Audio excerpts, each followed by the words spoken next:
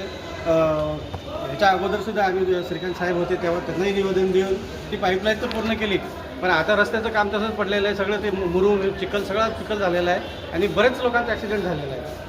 माझी स्वतः माझी 3 महिन्याची नात आहे. त्या दिवशी पोलिओ पाजायला गेलो, गाडी स्लिप झाली माझी. नशीब आमचं सगळ्यांचं चांगलं की आम्हाला कोणाला काही लागलेलं नाही. कोणता एरिया येतो? हा साकेतनगर, पेठनगर, हौसीपुरा.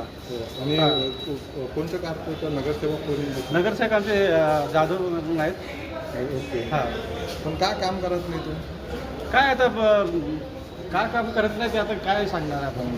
आमच्यासारखा सामान्य माणूस त्याचं कारण काय देऊ शकतो. आपलं नाव सांग. माझं नाव जगदीप हरिश्चंद्र इंगळे. आज विरोधी पक्षनेत्याला निवेदन दिले. विरोधी पक्षनेता साहेबाला आम्ही भेटून निवेदन दिलं की सर आमच्याकडनं 1.5 वर्षापासून रोडचं काम तसंच पडलं आहे आणि येता जाता लोकांना त्रास व्हायला लेकरायला आणि बाजूला लहान मुलांची शाळा असल्यामुळं लेकरं तिथं पाय घसरून पडायला लागले. तर सरांनी सांगितलं की मी अभियंता जे आहेत त्यांच्याशी लवकरात लवकर संपर्क करून ते काम करून देण्याचं मी पूर्ण हमी घेतो. किती विश्वास आहे तुम्हाला काम लवकर होईल? आहे ना नाही आहे असातला भाग नाही आहे. विश्वास आहे म्हणूनच एवढं आम्ही 2 घंटेपासून त्यांची वाट पाहत बसलो होतो की भैया आएंगे और हमसे बात करेंगे और हमारा निवेदन लेके कुछ ना कुछ भी बोलेंगे. मागणी आहे तुमची? आम्ही पेठनगर गल्ली नंबर 1मध्ये राहतो, साकेतनगरमध्ये.